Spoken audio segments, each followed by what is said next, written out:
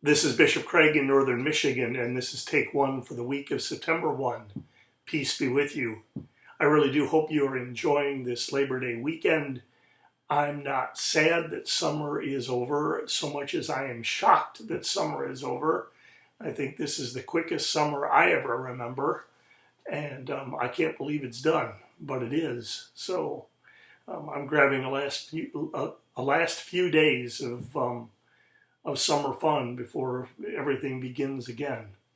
The gospel reading for Sunday, the 8th of September, is really kind of interesting. I am preaching at Messiah in Constantine and delighted to be there. It's about discipleship and the cost of discipleship. Large crowds are traveling with Jesus, we are told, and I think that's what we all want, isn't it? Large crowds in our congregations, large crowds for our church.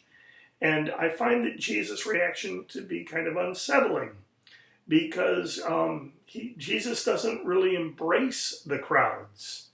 Jesus doesn't extend radical hospitality. Jesus doesn't sing all are welcome. Jesus doesn't lower the threshold.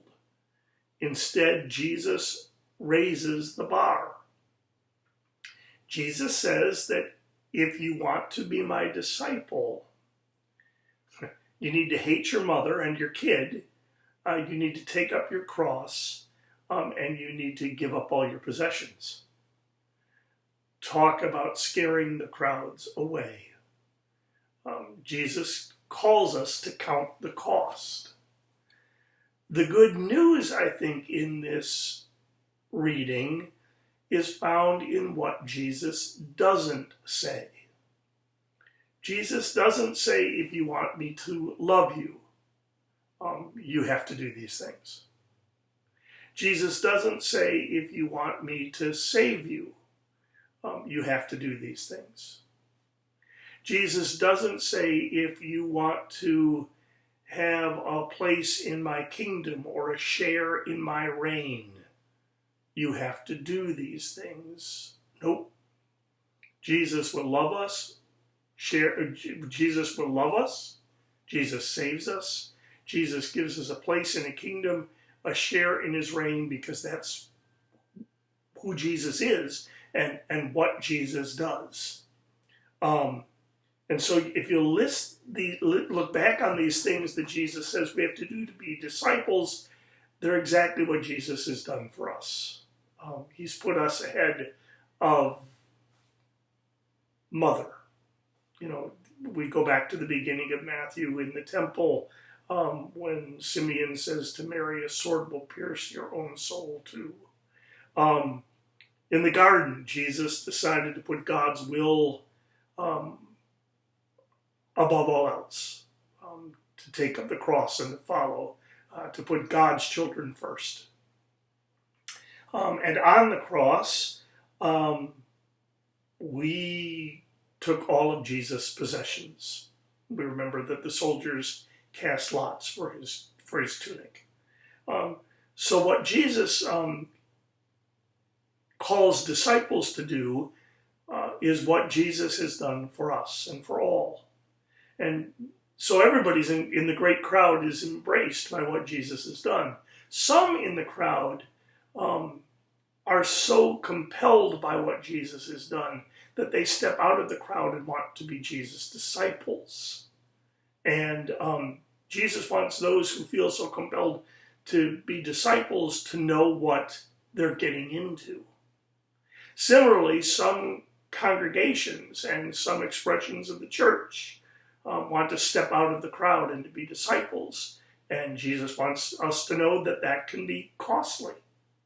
You will probably lose the large crowds if you really become a disciple of Jesus, individually and as a congregation.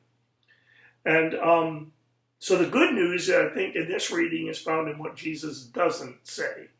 Jesus doesn't say to receive Jesus' love, salvation, and a place in God's kingdom or reign, we need to do anything. But if we want to be Jesus' disciples, we need to count the cost and know what we're getting into. And so the church sometimes seems to have this automatic line between being baptized and being a disciple, and I think this reading causes us to pause and to realize that may be the ideal, but it may not always be the real. That some among us will be baptized into Christ's death and resurrection and have a place in Christ's kingdom. And that's great.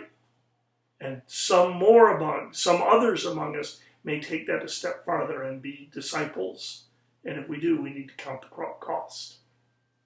So I'll be preaching in Messiah in Constantine on the 8th of September, between this Sunday, the 1st of September in the cabin, and the 8th of September in Constantine. Kathy and I will be doing some traveling.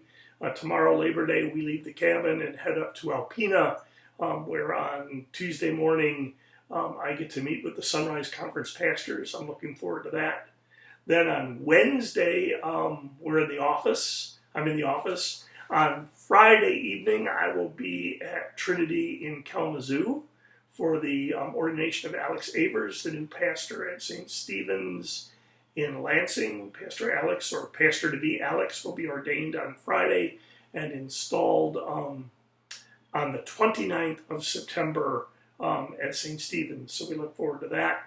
And then on Sunday, as I say, I'll be at Messiah in Constantine. So a bit of traveling. It's beginning to feel like it's getting quote-unquote normal again, getting back to work. So that's my week, and that's my thoughts on the reading. And there's still a bit more time in Labor Day weekend.